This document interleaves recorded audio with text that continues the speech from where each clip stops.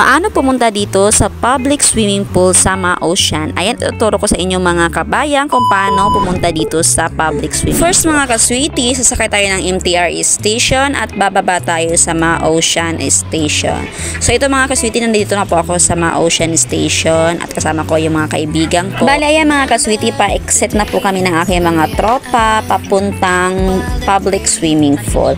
So ayan mga ka-sweetie, hahanapin po natin yung exit na exit A. So, exit A po tayo lalabas. Bale mga ka-sweetie, yung lalakarin natin mga 10 to 15 minutes lang po yung lakad palabas. So, ayan mga ka-sweetie, exit A1 or A2 pwede kayong lumabas. At ayan, bale right side po yung exit na tinuro ko sa inyo. At pagdating sa labas ng exit, ayan. Pag exit dito, diretsuhin nyo lang doon. At pagdating sa dulo, sa kaliwa, bababa papunta dito. Ayan. So, itong building na to, yan yung public swimming pool. Lalakarin lang hanggang doon sa corner. So, ayan mga ka-sweetie, kakaliwa tayo at bababa tayo sa hagdan na yan. After that, pag nakababa ka na, bababa ka pa sa pinakababa na yan. So, nakikita natin yung gantong kalsada. So, ayan mga ka-sweetie, simula dito, pag exit nyo ng A, lalakarin nyo lang diretso papunta doon. And then, dyan sa dulo, sa kanto, meron na dyan po yung public swimming pool. Katabi lang po ng public library. So, ayan. So ito na mga ka-sweetie, yung corner na sinasabi ko kanina, pagdating sa dulo, may corner at kakanan po tayo mga ka-sweetie.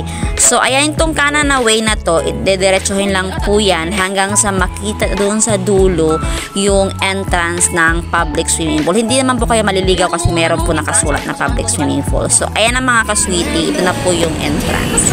Tcharan! Ayan, ang laki ng miming pool. Doon na yun, oh, doon. Ang ganda sana.